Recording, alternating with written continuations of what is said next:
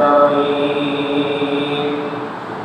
والصلاة والسلام على رسوله الكريم وعلى آله وأصحابه أجمعين.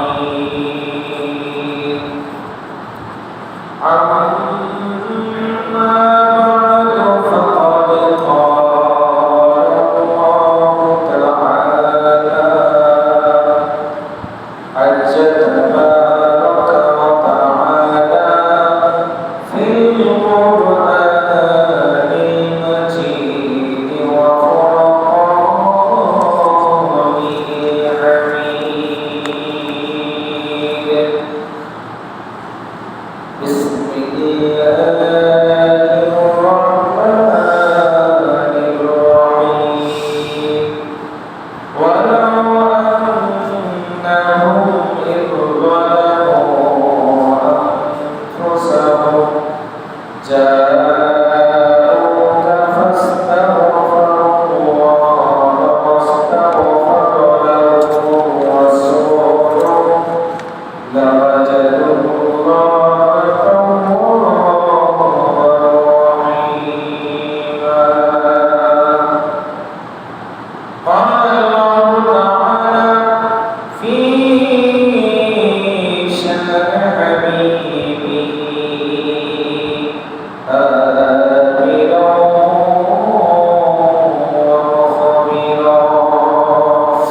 إن الله وملائكته يصلون على النبي يا أيها الذين آمنوا صلوا عليه وسلموا تسليما.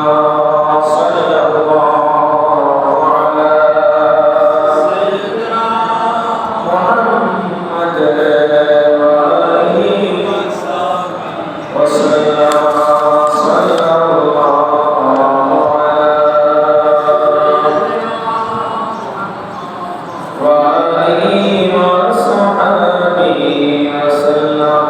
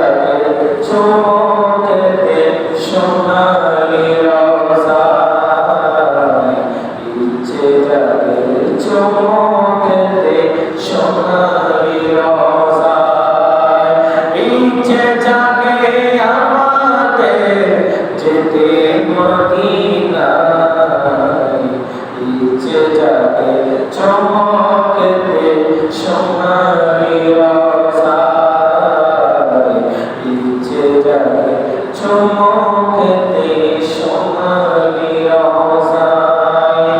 সারা বছর অনেকে জিয়ারত করে, জিলহজে মাসে হাজিরা হজ পালন করে, জিলহজে মাসে হাজিরা হজ পালন করে। আর তাদের ওই সঙ্গী হতে আমার মন চায়, ইচ্ছে জাগে চমকেতে সোনালি রওজায়, ইচ্ছে জাগে চমকেতে সোনালি রওজায়। ইচ্ছে জাগে আমাদের যেতে মদিনায়, ইচ্ছে জাগে চমকেতে নোরানি পর্দায়, ইচ্ছে জাগে চমকেতে সোনালি রওজায়। সম্মানিত উপস্থিতি, সম্মানিত মুসল্লিয়ান কিরাম, রাহমানি ওয়া রাহমাতুল্লাহি তাআলা, আসসালামু আলাইকুম ওয়া রাহমাতুল্লাহি ওয়া বারাকাতুহু। মহান আল্লাহ দরবারে লাখো কোটি শুকরিয়া জ্ঞাপন করছি। মহান আল্লাহ পাক রব্বুল আলামিন পবিত্র মাহে জিলহজ শরীফের তৃতীয় জুমা তথা জুমা মুবারক, জুমার নামাজ আদায় করার জন্য আমাদের প্রত্যেককে তৌফিক দিয়েছেন, মসজিদে আসার সুযোগ করে দিয়েছেন। সেই রব্বুল আলামিনের শুকরিয়া করছি বারবার, আলহামদুলিল্লাহ।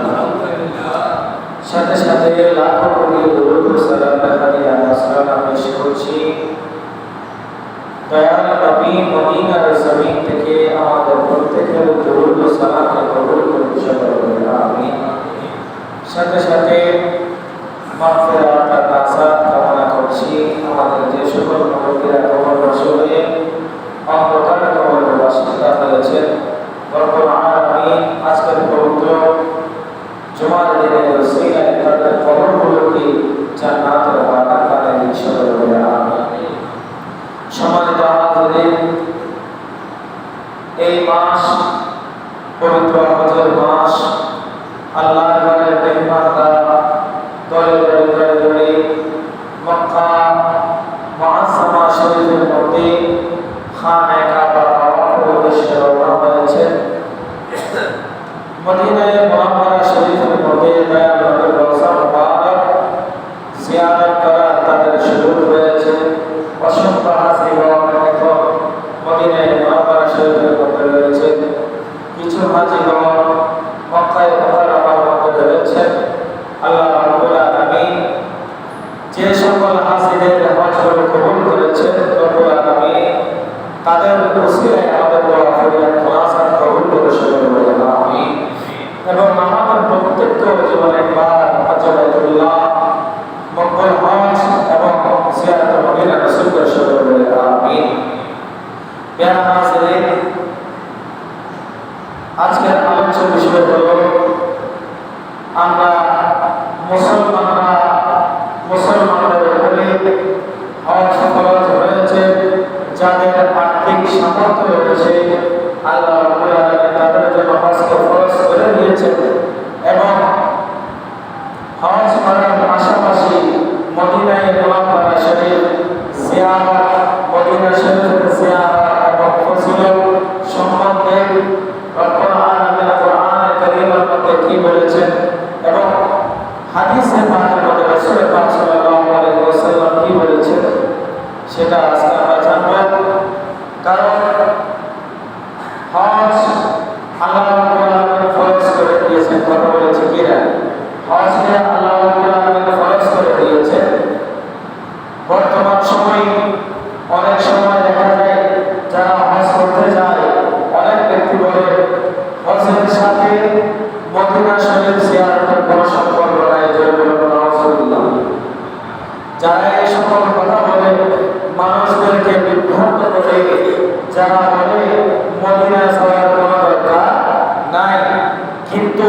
হজের সাথে মদিনা জিয়ারতের সাথে কোনো সম্পর্ক নাই, এটা ঠিক। কিন্তু মদিনায় মুনাওয়ারা শরীফের মধ্যে অবশ্যই যেতে হবে। তার কিছু কারণ রয়েছে। তার মধ্যে একটি কারণ হচ্ছে আমরা মুসলমানরা ইসলাম পেয়েছি কার মাধ্যমে? নবীর মাধ্যমে, রাসূলের মাধ্যমে। আমরা ইসলাম পেয়েছি নবীর মাধ্যমে, কোরআন পেয়েছি নবীর মাধ্যমে, নামাজ পেয়েছি নবীর মাধ্যমে, হজ পেয়েছি নবীর মাধ্যমে। তাহলে যে নবীর কারণে আল্লাহ রাব্বুল আলামিন গোটা সৃষ্টি জগৎকে সৃষ্টি করলেন, যে নবীর কারণে আজকে আমরা এত সুন্দর ইসলাম পেলাম, তাহলে সেই নবীর রওজা মুবারক জিয়ারত করতে হবে, করবে না? জোরে হবে না? অবশ্যই জিয়ারত করতে হবে। মসজিদে নববী শরীফের মধ্যে যে মসজিদকে আমার রাসূল সাল্লাল্লাহু আলাইহি ওয়াসাল্লাম নিজে নির্মাণ করেছেন, সেই মসজিদ সম্পর্কে আমার আল্লাহ রাব্বুল আলামিন পবিত্র কোরআনে কারীমের মধ্যে সূরা তাওবা আয়াত নম্বর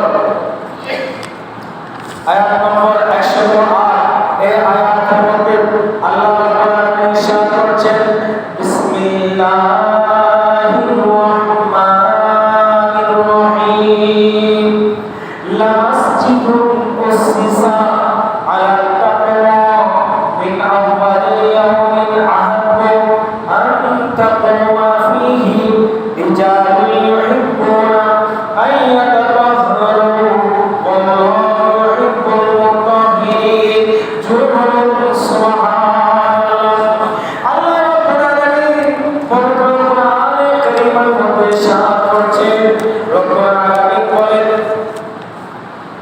অবশ্যই যে মসজিদ প্রতিষ্ঠিত হয়েছে তাকওয়ার উপরে, সুবহানাল্লাহ।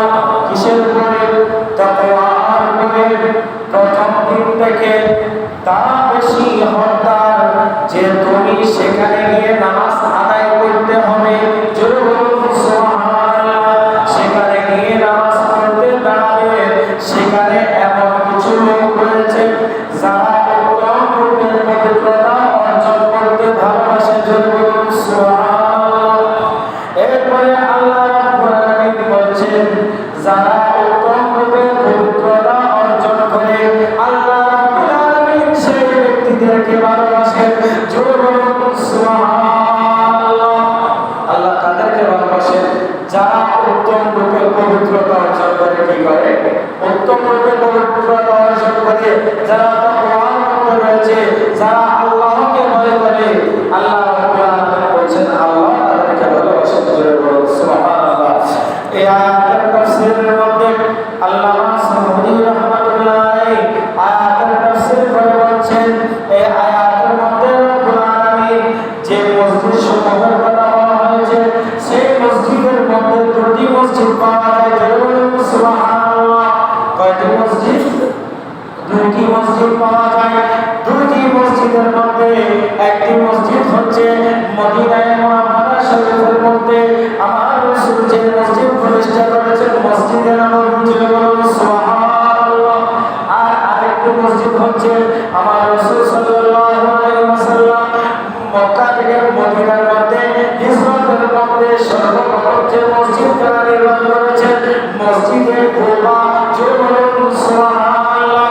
আল্লামা সাউদি রাহমাতুল্লাহ আলাইহি তার তাফসীরের মধ্যে বলতে লাগলেন, এই দুটি মসজিদ, যে মসজিদগুলো মসজিদে নববী, মসজিদে কুবা, এই মসজিদগুলো যখন নির্মাণ হয়েছে তখন তাকওয়ার উপরে নির্মাণ হয়েছে, সুবহানাল্লাহ। যে মসজিদের মধ্যে আমার রাসূল সাল্লাল্লাহু আলাইহি ওয়াসাল্লাম নিজে নামাজ আদায় করেছেন, সুবহানাল্লাহ। যে মসজিদের মধ্যে সাহাবায়ে কেরাম নামাজ পড়েছেন এবং তারা সাহাবায়ে কেরামরা এমন ভাবে পবিত্রতা অর্জন করেছে, তারা উত্তম রূপে পবিত্রতা অর্জন করে তারা আল্লাহর ভয়ে নামাজের মধ্যে দাঁড়িয়ে গিয়েছেন, সুবহানাল্লাহ। আর আল্লাহ রাব্বুল আলামিন আমার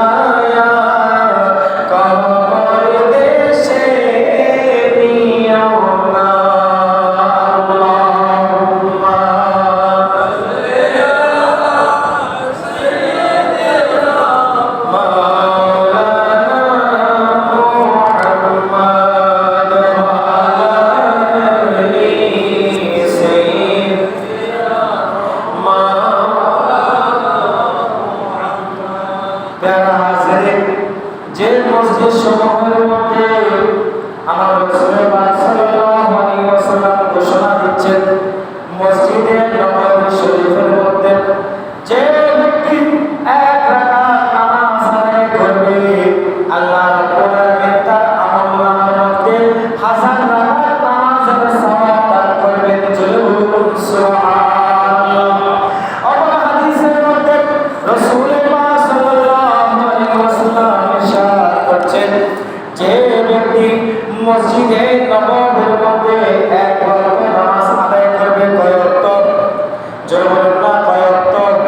যে ব্যক্তি এক ওয়াক্ত নামাজ আদায় করবে, আমার রাসূল পাক সাল্লাল্লাহু আলাইহি ওয়াসাল্লাম বলেন, সেই ব্যক্তির আমলনামার মধ্যে আল্লাহ রাব্বুল আলামিন 50,000 ওয়াক্ত নামাজের সওয়াব দান করবেন। জোরে বলুন সুবহানাল্লাহ। এরপরে আমার রাসূল পাক সাল্লাল্লাহু আলাইহি ওয়াসাল্লাম বলেন, আর মসজিদে হারামের মধ্যে তথা কাবা শরীফের মধ্যে যে ব্যক্তি এক ওয়াক্ত নামাজ আদায় করবে, সেই ব্যক্তির আমলনামার মধ্যে আল্লাহ রাব্বুল আলামিন 1 লক্ষ নামাজের সওয়াব দান করবে। জোরে বলুন সুবহানাল্লাহ। এরপরে রাসূল পাক সাল্লাল্লাহু আলাইহি ওয়াসাল্লাম বলেন, যে ব্যক্তি একাধারে মসজিদে নববী শরীফের মধ্যে 40 ওয়াক্ত নামাজ আদায় করবে, কয় ওয়াক্ত নামাজ? জোরে বলুন না, কয় ওয়াক্ত নামাজ? 40 ওয়াক্ত নামাজ।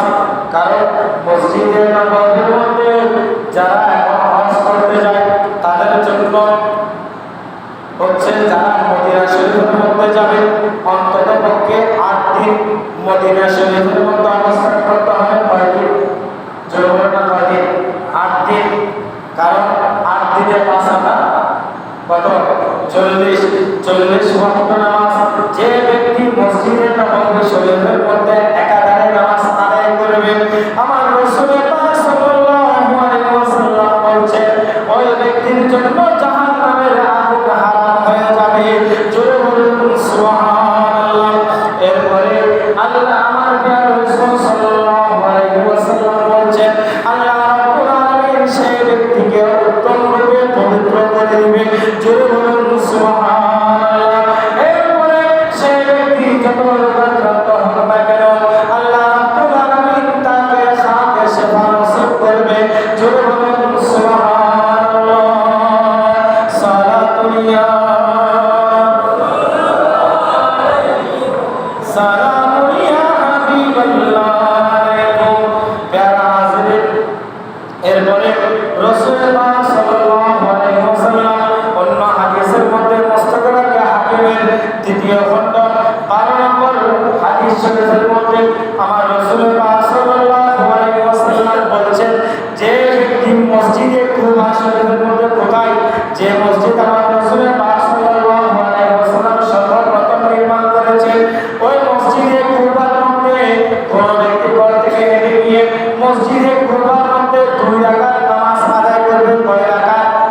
জোরে বলুন না, কয় রাকাত? 2 রাকাত নামাজ আদায় করবে। আমার রাসূল পাক সাল্লাল্লাহু আলাইহি ওয়াসাল্লাম ঘোষণা দিচ্ছেন, আল্লাহ রাব্বুল আলামিন তার আমলনামার মধ্যে একটি উমরা হজের সওয়াব লিখে দিবে। জোরে বলুন সুবহানাল্লাহ। এরপরে রাসূল পাক সাল্লাল্লাহু আলাইহি ওয়াসাল্লাম বলেন, যদি কোনো ব্যক্তি কোনো কল্যাণকর কাজ শেখার জন্য বা শিক্ষা দেওয়ার জন্য মদিনায়ে মুনাওয়ারার মধ্যে প্রবেশ করবে, মসজিদে নববী শরীফের মধ্যে প্রবেশ করবে, মসজিদে কুবার মধ্যে প্রবেশ করবে, আমার রাসূল পাক সাল্লাল্লাহু আলাইহি ওয়াসাল্লাম ঘোষণা দিতে রাখলেন, আল্লাহ রাব্বুল আলামিন তার আমলনামার মধ্যে একটি পূর্ণ হজ কবুল হজের সওয়াব দান করবে। জোরে বলুন সুবহানাল্লাহ। সালাতুল ইয়া সালামুল ইয়া হাবিবাল্লাহ আলাইকুম। তাহলে প্যারা হাজিরিন, আমরা বুঝতে পারলাম মসজিদে নববী শরীফের মধ্যে এবং কুবা শরীফের মধ্যে নামাজ আদায় করলে লাভ আছে না নাই? জোরে লাভ আছে না নাই? তাহলে একটি দলিল পেলাম মদিনা শরীফ কেন যেতে হবে, কথা বলেন ঠিক কিনা? এরপরে আসেন ইসলামের পূর্ব যুগের মধ্যে যখন ইসলাম ছিল না, যখন আমার নবী আসে নাই, এই ধর্মের মধ্যে আসে নাই, তখন সেই বর্তমান যে মদিনা শরীফ রয়েছে সেই মদিনা শরীফের নাম ছিল ইয়াসরিব। কি ছিল? ইয়াসরিব। একেবারে একটি জঘন্যতম জায়গা, যে জায়গার মধ্যে কোনো মানুষ গেলে সাথে সাথে অসুস্থ হয়ে যেত। একদিন হযরত সুলাইমান আলাইহিস সালাম তার সিংহাসন নিয়ে যখন তিনি সুলাইমান আলাইহিস সালামের একটি সিংহাসন ছিল, যে সিংহাসন উনি বাতাসের মধ্যে উড়াতেন। উনি যদি বলতেন চলো আমাকে নিয়ে ঘুরে আসো, সুলাইমান আলাইহিস সালাম ওই সিংহাসন নিয়ে আকাশের উপরে ঘুরতেন। ঘুরতে ঘুরতে একদিন বর্তমান যেখানে মদিনা শরীফ রয়েছে, মদিনা শরীফের জায়গা বরাবর গিয়ে উনি বললেন এই জায়গার মধ্যে আমাকে নামতে হবে, এই জায়গার মধ্যে আমাকে দাঁড়াতে হবে। তখন হযরত সুলাইমান আলাইহিস সালামের একজন উজির ছিলেন, সেই ব্যক্তি বললেন ওগো আমার মালিক, আপনি এই জায়গার মধ্যে নামতে পারবেন না, কারণ কেননা এই জায়গার মধ্যে যারাই নামবে তারা অসুস্থ হয়ে যাবে। এরপরে হযরত সুলাইমান আলাইহিস সালাম বলছেন আমি যদি বর্তমানে এই জায়গার মধ্যে না নামি, তাহলে আমি যে সুলাইমান আলাইহিস সালাম আমাকে যে আল্লাহ নবুয়ত দান করেছেন, আমাকে যে আল্লাহ নবী বানিয়েছেন, এই জায়গার মধ্যে আমি যদি এখন না নামি, তাহলে আমি সুলাইমান আলাইহিস সালামের নবুয়ত ক্যান্সেল হয়ে যাবে। জোরে বলুন সুবহানাল্লাহ। এরপরে সাথে সাথে নামলেন। নামার পরে সুলাইমান আলাইহিস সালাম ওই জায়গার মধ্যে আমার নবীর নাম দিয়ে দোয়া করলেন। দোয়া করার পরে চলে গেলেন। এরপরে ওনার উজির, ওনার খাদেম জিজ্ঞাসা করতে লাগলেন ওগো আল্লাহর নবী, আপনি কেন এই জায়গার মধ্যে নামলেন? তখন হযরত সুলাইমান আলাইহিস সালাম বলতে লাগলেন আমি ওই জায়গার মধ্যে গেছি, তার একটি মাত্র কারণ হচ্ছে ওই জায়গার মধ্যে আখির নবী খাতামুন নবী হযরত মুহাম্মদুর রাসূলুল্লাহ সাল্লাল্লাহু আলাইহি ওয়াসাল্লামের আগমন হবে। ওই জায়গার মধ্যে আমার নবীর রওজা মুবারক হবে। জোরে বলুন সুবহানাল্লাহ। আর যে নবীর কারণে আমি আজকে নবী হয়েছি, আল্লাহ রাব্বুল আলামিন আমাদের থেকে ওয়াদা দিয়েছেন ওনার হুকুম মানার জন্য, আমি সেই জন্য ওই জায়গাকে সম্মান করলাম। জোরে বলুন সুবহানাল্লাহ।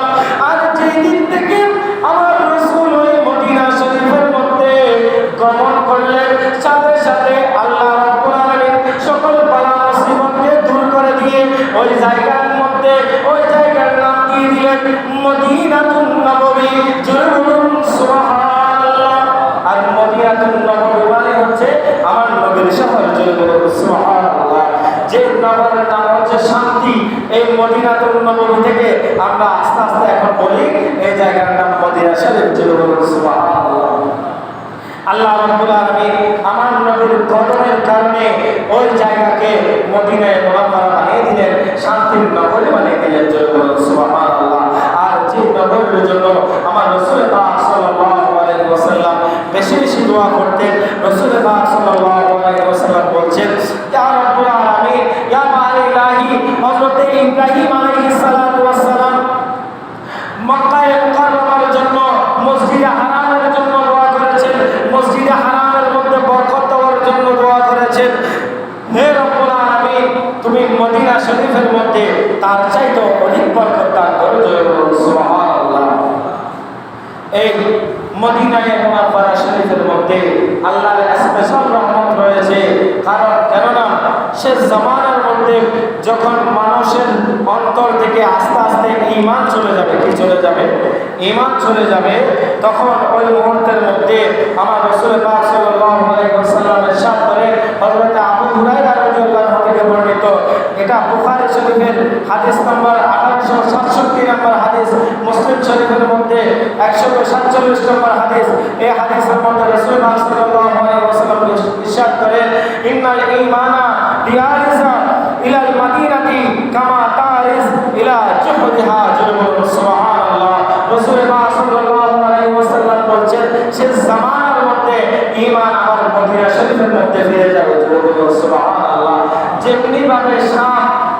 দিন ঘোরার পরে তার গর্তের মধ্যে আবার ফিরে যায়, ঠিক তেমনি ভাবে শেষ জামানার মধ্যে ঈমানও মদিনার দিকে ফিরে যাবে। জোরে বলুন সুবহানাল্লাহ। এই হাদিসটা বুখারী শরীফের হাদিস, কালে ইনকার করার সুযোগ নাই। প্যারা হাজির, যে মদিনা শরীফের মধ্যে আমার রাসূল পাক সাল্লাল্লাহু আলাইহি ওয়াসাল্লাম ইরশাদ করছেন, মদিনার যে প্রবেশদ্বার রয়েছে সেই প্রবেশদ্বারের মধ্যে আল্লাহর রহমতের ফেরেশতারা পাহারা দিচ্ছেন। কি দিচ্ছেন? পাহারা দিচ্ছেন। তার কারণ হচ্ছে রাসূল পাক সাল্লাল্লাহু আলাইহি ওয়াসাল্লাম বলেছেন, এই জায়গার মধ্যে মদিনা শরীফের মধ্যে কোনদিন দাজ্জাল প্রবেশ করতে পারবে না। সুবহানাল্লাহ। কে প্রবেশ করতে পারবে না? দাজ্জাল প্রবেশ করতে পারবে না। কিয়ামতের আগে দাজ্জাল আসবে, মানুষের ঈমানকে ধ্বংস করবে। তখন ওই দাজ্জাল মানুষদেরকে একেবারে কাফের বানিয়ে দিবে। কিন্তু রাসূল সাল্লাল্লাহু আলাইহি ওয়াসাল্লাম বলেন, এই দাজ্জাল কখনো কোথায় প্রবেশ করবে না? মদিনা শরীফের মধ্যে প্রবেশ করবে না। জয় বলুন সুবহানাল্লাহ। এবং মদিনা শরীফের মধ্যে রাসূলুল্লাহ সাল্লাল্লাহু আলাইহি ওয়াসাল্লাম বলেন, কোন মহামারী, এই যে করোনার মতো ভাইরাস, এমন কোন ভাইরাস নববীর মধ্যে, মসজিদে নববীর মধ্যে, মদিনা শরীফের আশেপাশে প্রবেশ করবে না। জয় বলুন সুবহানাল্লাহ। এটা আমার রাসূলুল্লাহ সাল্লাল্লাহু আলাইহি ওয়াসাল্লামের হাদিস। সম্মানিত হাজিরিন, এই মদিনা মুনাওয়ারার মধ্যে এত দামি হওয়ার একমাত্র কারণ কি? জয় বলুন, একমাত্র কারণ কি? আমার রাসূলের কদম লেগেছে, তার কারণে মসজিদে নববী দামি হয়ে গিয়েছে। জয় বলুন সুবহানাল্লাহ। সালাতুন ইয়া রাসূলুল্লাহ আলাইকুম, সালামুন ইয়া হাবিবাল্লাহ আলাইকুম। প্রিয় হাজিরিন, এই মসজিদে নববী শরীফের মধ্যে এখন যারা মসজিদে নববী শরীফের মধ্যে গিয়ে রাসূলুল্লাহ সাল্লাল্লাহু আলাইহি ওয়াসাল্লামের রওজা জিয়ারত করে, ওইখানে এমন কিছু দুশমনের রাসূল রয়েছে যারা বলে মদিনা শরীফ যাওয়ার দরকার নাই, হজ করতে এসেছো, হজ করে আবার বাড়ির মধ্যে ফিরে যাও, মদিনা যাওয়ার দরকার নাই, কারণ মদিনা যায় কোনো ফায়দা নাই। জোরে বলুন না নাউজুবিল্লাহ। কিন্তু আমার রাসূল পাক সাল্লাল্লাহু আলাইহি ওয়াসাল্লাম হাদিসে পাকের মধ্যে ইরশাদ করছেন, রাসূল পাক সাল্লাল্লাহু আলাইহি ওয়াসাল্লাম বলেন, মান যারা কবরে ওয়াজাবাত লাহু শাফাআতি। জোরে বলুন সুবহানাল্লাহ।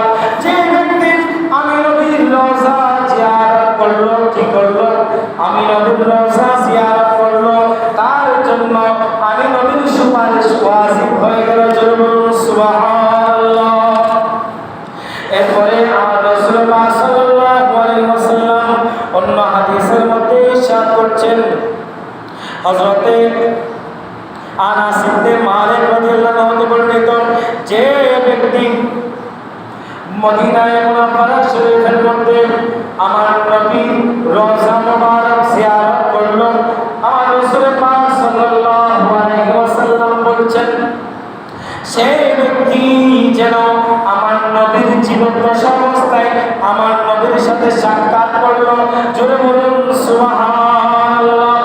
এরপরে রাসূল পাক সাল্লাল্লাহু আলাইহি ওয়াসাল্লাম বলেন, যে ব্যক্তি হজ পালন করলো, হজ পালন করার পরে আমি নবীর রওজা জিয়ারত করলো না, সে যেন আমার উপরে অত্যাচার করলো, সে যেন আমাকে ইনকার করলো, আর তার জন্য আমার শাফাআত ওয়াজিব হবে না। জোরে বলুন নাউজুবিল্লাহ।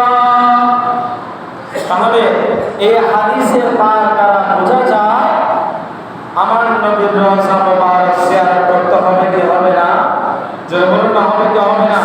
আমরা জীবন দশা অবস্থায় আমার নবীকে দেখি নাই, কিন্তু রাসূল পাক সাল্লাল্লাহু আলাইহি ওয়াসাল্লাম বলেন, যারা মহব্বত সহকারে আমি নবীর রওজা জিয়ারত করবে, সেই ব্যক্তি যেন আমাকে জীবিত অবস্থায় কি করলেন? সাক্ষাৎ করলেন। জোরে বলুন সুবহানাল্লাহ।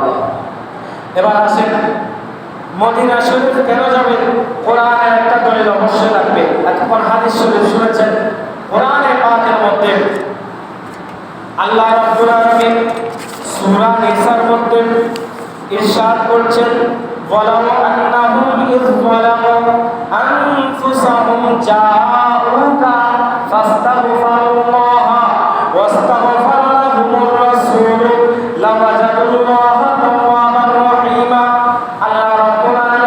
বলছেন, বান্দারে তোমরা যখন গুনাহ করতে করতে নিজের আত্মার উপরে জুলুম করো, তোমরা যখন নিজের আত্মার উপরে অত্যাচার করো, তোমরা যখন গুনাহ করতে করতে হয়রান হয়ে যাও, আর তোমাদের গুনাহ মাফ করানোর জন্য যখন তোমরা আল্লাহর দরবারে ফরিয়াদ করো, তোমরা তোমাদের জীবনের গুনাহ মাফ করানোর জন্য আমার রাসূলের দরবারে যাও, ফাস্তাগফিরুল্লাহ ওয়াস্তাগফির লাহুর রাসূল। আল্লাহ রাব্বুল আলামিন বলছেন, তোমরা আল্লাহর দরবারে ফরিয়াদ করবা আমার নবীর কাছে, তোমরা তোমাদের গুনাহ মাফ চাওয়ার জন্য তোমরা বলবা।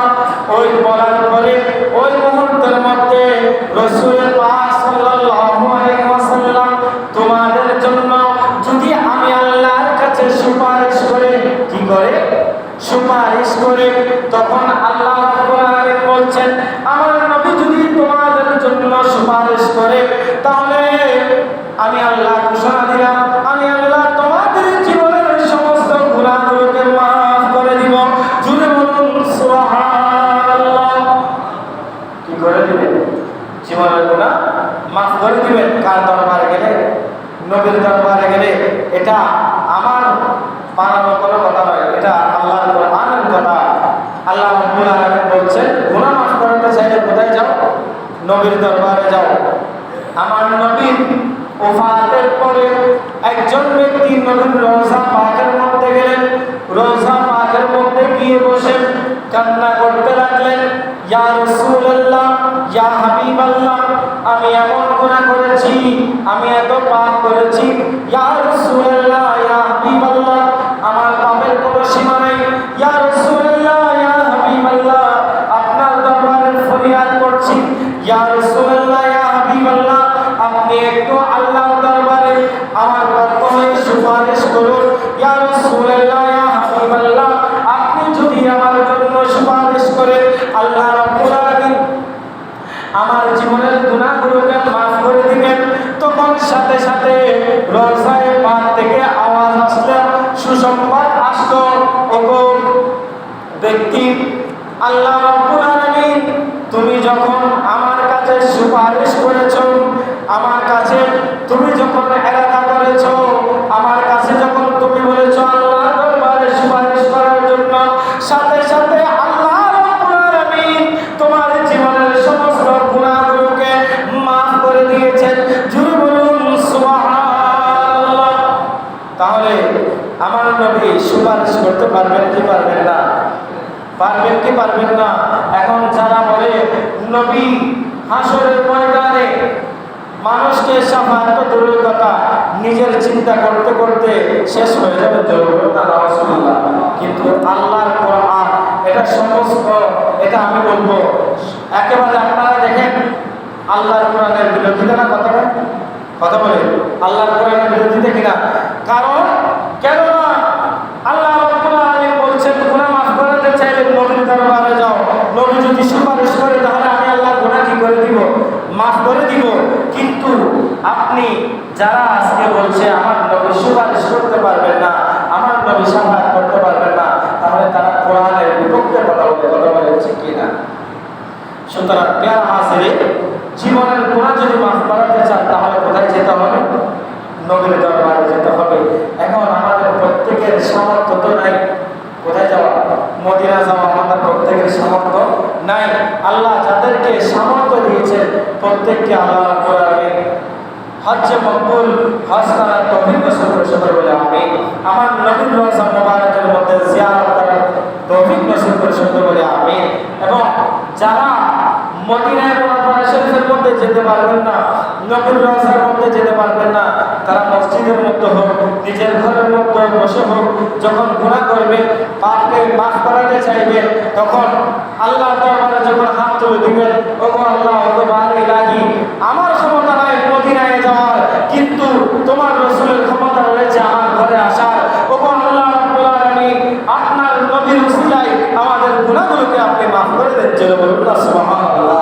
সাথে সাথে আমার নবীর উসিলায় খোদার কসম করে বলি, আমার নবীর উসিলায় দোয়া কবুল হবে এবং আমার নবীর উসিলায় আল্লাহ রাব্বুল আলামিন আমাদের প্রত্যেকের গুনাহগুলোকে মাফ করে দিবেন। সকলে বলে আমিন। তাহলে কোরআন এবং হাদিস দ্বারা আমরা বুঝতে পারি মদিনায়ে মুনাওয়ারা শরীফ অবশ্যই জিয়ারত করতে হবে। অবশ্যই হজ করতে গেলে মদিনায়ে মুনাওয়ারা শরীফ যেতে হবে। অন্ততপক্ষে 40 ওয়াক্ত নামাজ কি করতে হবে, মদিনায়ে মুনাওয়ারা শরীফের মধ্যে আদায় করতে হবে।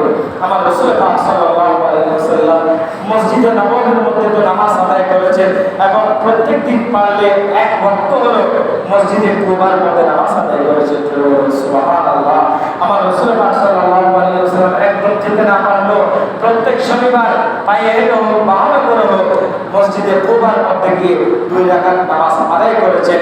তার একটি মাত্র কারণ হচ্ছে ওই 2 রাকাত নামাজ আদায় করলে মসজিদে কুবার মধ্যে একটি 15,000 সওয়াব দান করবেন। সুবহানাল্লাহ। এবং মসজিদে নববী শরীফের মধ্যে কোনো ব্যক্তি যদি কোনো কল্যাণকার কাজের উদ্দেশ্য যায়, কোনো কল্যাণের উদ্দেশ্য যায়, কাউকে শিখানোর জন্য যায়, তখন রাসূল পাক সাল্লাল্লাহু আলাইহি ওয়াসাল্লাম বলেন তার জন্য জান্নাত ওয়াজিব হয়ে যায়। সুবহানাল্লাহ। সে একটি মকবুল হজের সওয়াব পায়। আর যারা মসজিদে নববীর মধ্যে গিয়ে এদিক ওদিক তাকায়, রাসূল পাক সাল্লাল্লাহু আলাইহি ওয়াসাল্লাম বলেন তারা যেমন অন্য সামগ্রীর দিকে তাকিয়ে থাকে, যেটা বলল না নাউজুবিল্লাহ, মসজিদে নববীর মধ্যে গিয়ে এদিক এদিক তাকানোর জন্য নয়, মসজিদে নববী হচ্ছে সেখানে গিয়ে শিক্ষা অর্জন করার জায়গা। সুবহানাল্লাহ।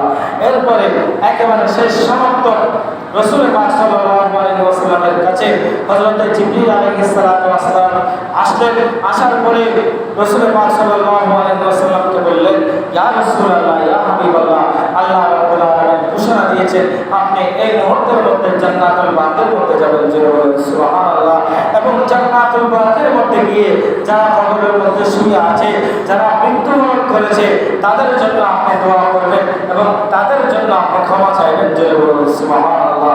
মসজিদে নববীর মধ্যে গেলে, মদিনা শরীফের মধ্যে গেলে অবশ্যই জান্নাতুল বাকি জিয়ারত করতে হবে। কারণ কেননা এটা আমার রাসূল পাকের উপর আল্লাহ নির্দেশ দিয়েছেন।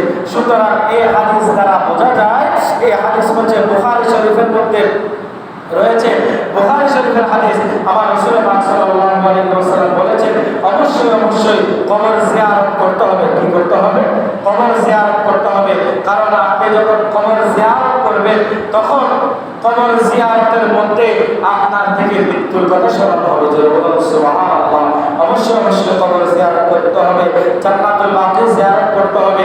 এরপরে রাসূল পাক সাল্লাল্লাহু আলাইহি ওয়াসাল্লাম বলেছেন যদি তোমাদের মধ্যে কারো সামর্থ্য হয়, কারো যদি ইচ্ছা থাকে মদিনায়ে মুনাওয়ারা শরীফের মধ্যে মৃত্যুবরণ করা, তাহলে তোমরা সেখানে থেকে যাও।